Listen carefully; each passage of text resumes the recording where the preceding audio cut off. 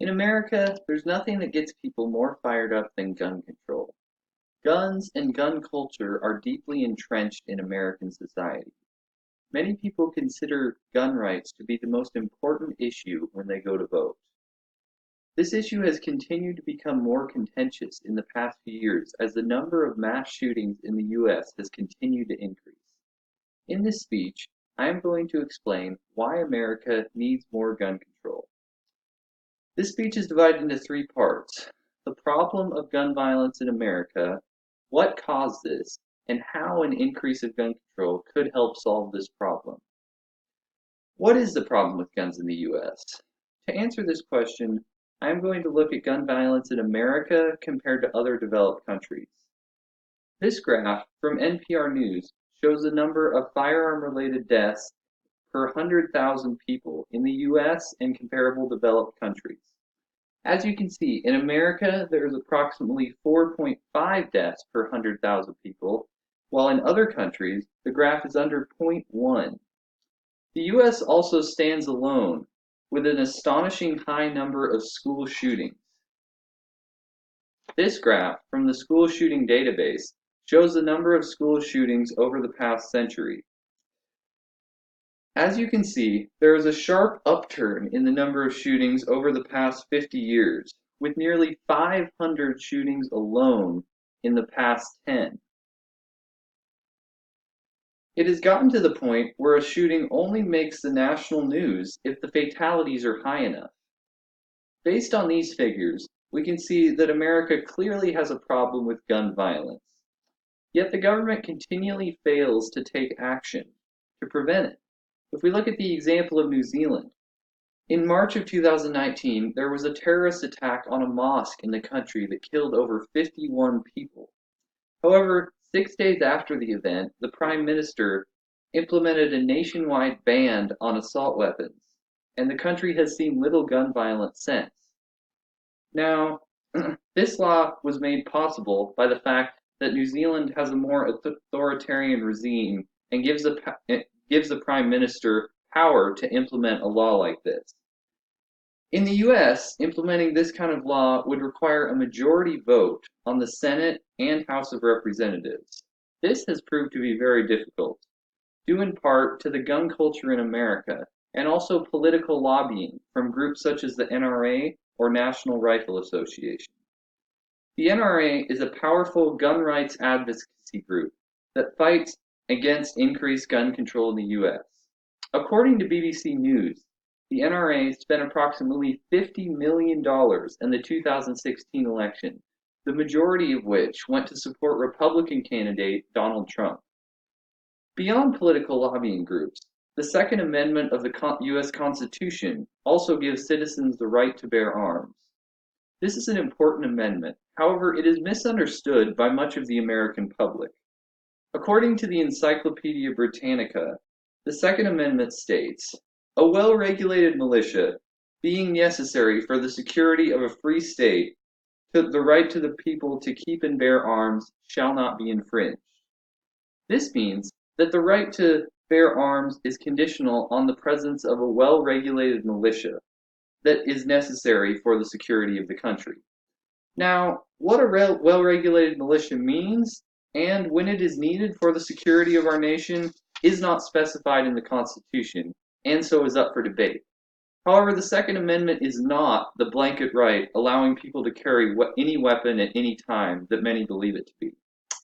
In addition to this, many Americans lack a clear understanding on what gun control means. One of the common arguments I have heard is, guns don't kill people, people kill people. And while it is true that people kill one another, the fundamental problem with guns is that they allow an individual to inflict much more damage from a greater distance. I've also heard people argue that gun control would threaten Americans' right to defend themselves. This is a valid point. However, gun control laws are not intended to take all guns away from citizens. Rather, they would serve to limit the sale of certain types of firearms to certain individuals. In addition to this, I have heard the statement that if the government takes our guns away, only criminals will have guns. Again, though, this comes out of the misconception that gun control means taking away all guns from the public. So if gun violence in the US doesn't mean taking away, or if gun control doesn't mean taking away everyone's firearms, what kind of laws would reduce gun violence in America? Several basic programs would include a ban on the sale of assault weapons, universal background checks, and mandatory waiting periods. The most important of these is a ban on the sale of assault weapons. If we look at the most devastating mass shootings in history, the majority of these were carried out with an AAR, or automated assault rifle. These weapons are much more destructive because they have a very high rate of fire and are accurate at long distances. Several of the Democratic candidates for the next presidential election have also suggested implementing buyback programs, where the government would offer citizens compensation for turning in their assault rifles. A few candidates, led by Elizabeth Warren, have gone as far as to suggest that these buyback programs be mandatory. While this is the right idea, it would be difficult to implement in today's society. Universal background checks have also proved to be effective. This program subjects individuals who wish to purchase a firearm to an extensive background check that looks at their criminal and mental health history. By implementing this kind of program, we can be selective on the kind of individuals who are allowed to purchase a gun. Finally, mandatory waiting periods can also be effective. The logic behind these is that if someone wants to use a firearm to harm another person, they would likely try and act on it immediately. Requiring people to wait 24 to 48 hours to take possession of a firearm could greatly reduce the chance that people would use their firearm improperly. These laws certainly have the potential to reduce gun violence in the US. However, the question remains, can they be passed with the current government system? Whenever a mass shooting occurs, there's always a push from Democratic officials to increase gun control in America. However, this is matched by opposition from Republicans and the NRA, so nothing ends up getting done. This may be changing, though.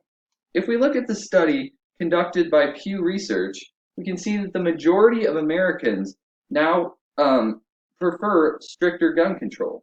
In this graph, the orange line represents a need for more gun control, the yellow line keeping laws the same, and the green line a reduction in gun control. As you can see by looking at the totals line, 60% of Americans now believe more gun control should be in place. Obviously, this is delineated on party lines, with the majority of Democrats favoring an increase in gun control and the majority of Republicans favoring laws to stay the same or a reduction in gun control. There is also a difference between age brackets in America. If we look at the younger generation, we can see that they are in favor of increasing gun control, while the majority of the older generation would like to keep things the same or decrease it. As time goes on and the younger generation becomes more active in politics and the older generation continues to die off, we may see some changes in gun laws in America. In conclusion, the issue of gun control remains one of the most contentious political topics in the US. However, it is becoming more and more clear that gun laws in America are outdated and need to be changed. Looking to the future, there is a definite hope for change. However, this will require action from our generation. I hope this speech has helped you realize the scale of the problem of gun violence in America and the need for more gun control. Thank you.